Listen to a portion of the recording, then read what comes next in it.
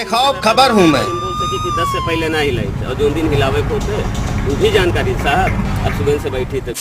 खबरें हमारी पहचान है। की तरफ काम करती है तो बहुत सारी चीजों में सुधार होता है। तो हमारे यहाँ का जो सुधार है वो आप ही लोगों के जो क्या बोलते हैं प्रयास के द्वारा हुआ है, तो इसके लिए आप लोगों को धन्यवाद देना चाहेंगे। कलम और कैमरे की नजर से दिखाता रहा हूँ आपका दर्द। मदद लिया वो 10 से 14 हजार रुपए तक भेज दिया। वहाँ दवा चला लेकिन डॉक्टर फिर बोले कि आप अपने घर ले जाइए, बचने की आसरा नहीं है इनको। क्योंकि आपके अहम मुद्दों पर है बेखौफ खबर की तेज नजर।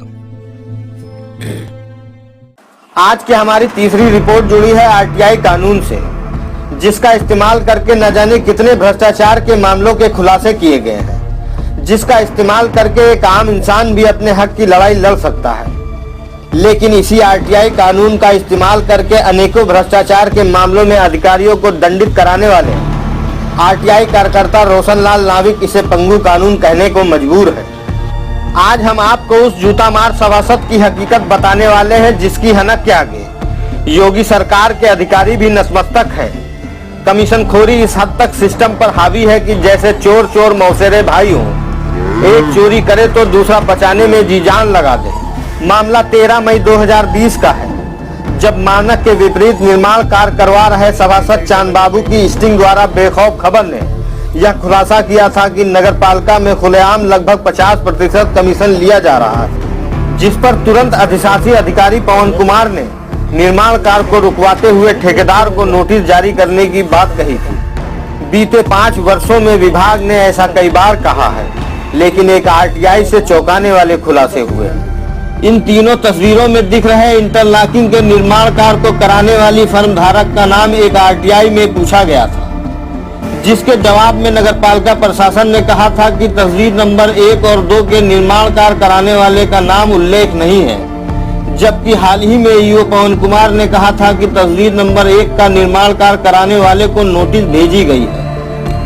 अब ऐसे में सवाल उठता है कि जब पता ही नहीं कि निर्माण कार्य किसने कराया तो आखिर नोटिस किसे भेजी गई। दूसरे सवाल के जवाब में बताया गया कि सभासद ठेकेदारी नहीं कर सकता, किंतु विभाग में पंजीकृत फर्म टेंडर में भाग ले सकती है। यानी कोई भी सभासद पैसे के दम पर अगर विभाग में फर्म पंजीकृत कराने में सफल हो जाता है तो क्या सब ठीक है? सर, आपको जो सूचना दी गई थी वो मानक के विपरीत निर्माण कार्य की, उसकी लिखित भी कापी आपको दी गई थी, उसमें क्या किया गया सर? अभी उसमें मैंने नोटिस दिलवाया था, नोटिस उन्होंने जवाब नहीं दिया अभी तक। नोटिस का सर वो कह रहा था, जो जिसने एक खुलासा किया था सभासद, वो कह रहा था कि अगर आप पैसे नहीं लोगे हमसे, मतलब वो पैसे देने कुछ आया था कि ले लो और बोलो मत। तो बोल रहा था कि आप नहीं लोगे तो हम 10-12 हजार दे के वहाँ अपना जो है जुर्माना कटवा लेंगे, कुछ जुर्माना करके कुछ कटवा लेंगे। जुर्माना नहीं सकती है, उसमें जो जितना वो मानक के विपरीत काम किए होंगे जी, उतने की कटौती हो जाएगी उनसे बिल से। अच्छा, उतने की कटौती के बाद क्या उनको उसकी फर्म पे दोबारा काम दिया जाता है सर विभाग को? जैसे एक बार किसी भी फर्म पे या तो ब्लैक लिस्टेड कर रहे हैं, समझ रहे हैं? नहीं किसी तो हो सकता है किसी फर्म पर अगर लंबी होती है, किसी फर्म पर अगर ऐसे काम के खुलासे होते हैं तो क्या उन पर जो है ब्लैक लिस्टेड नहीं किया जाता है?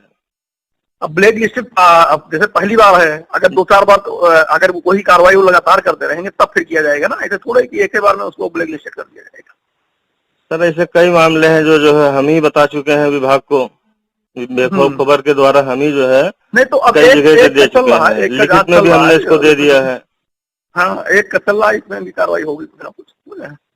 तो सर इसकी कार्रवाई से जरा अवगत करा देते तो हम आगे जो है तो अभी कोई कार्रवाई नहीं हुई ना, अभी तो नोटिस नहीं है, नोटिस का जवाब आ जाएगा। फिर 2 महीने से ऊपर हो गया लगभग, जवाब नहीं आया। जवाब का इंतजार कब तक करते हैं सर विभाग, कब तक करेगा? आप जो उसमें समय दिए होंगे, 15 दिन दिए होंगे, 20 दिन दिए होंगे, फिर दोबारा देंगे, अगर नहीं दोबारा पाएंगे तब फिर आगे कार्रवाई कर देंगे। फिलहाल विभागीय कार्रवाई नहीं हुई है। हाँ, अभी विभागीय कार्रवाई नहीं हुई, जांच चल रही है। नगर पालिका में कोई एक नहीं बल्कि लगभग सभी सभासद ठेकेदारी करते हैं। मौजूदा समय में नगर पालिका क्षेत्र में कई जगहों पर मानक के विपरीत निर्माण कार्य कराए जा रहे हैं। जहां पीले ईंटों का प्रयोग खुलेआम किया जा रहा है, परंतु हर बार नगर पालिका ईओ पत्रकारों को भ्रमित करने का काम करते हैं। कहा जाता है कि नगर पालिका में मोटा कमीशन लेने के एवज में विभाग भ्रष्टाचारियों की पूर्ण सहायता में जी जान लगा देते हैं, जिसकी वानगी एक आरटीआई के जवाब में देखी जा सकती है। देखिए, सूचना का अधिकार कानून जो है भ्रष्टाचार को उजागर करने के लिए इसकी स्थापना की गई थी, परंतु अधिकारियों ने और सरकारों ने ही इसको पंगु बना दिया। न्यायालयों को आपने स्वतंत्रता नहीं दी है और केसों का निस्तारण न होने से केसों का अंबार लग जाता है और जो जज हैं उनके ऊपर वर्कलोड इतना होता है कि वो निर्णय ही नहीं दे पाते हैं।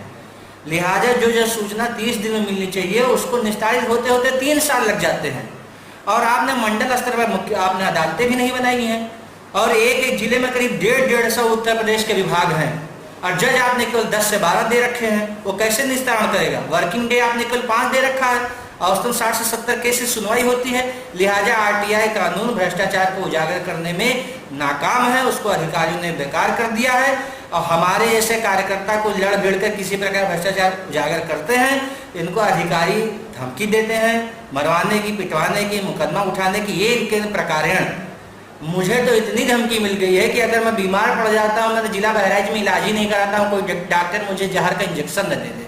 आज से 6 साल पहले यह यशोरिशिया का एक मामला मैंने उठाया था, उसने कहा था तो मैं जीप से कुचल दूंगा। जिला विद्यालय निरीक्षक तो मुझे आए दिन धमकी दिलवाते रहते हैं। ऐसे में कितने 1 दर्जन निकाय नाम बता दूं जो मेरे जान के पीछे पड़े हैं।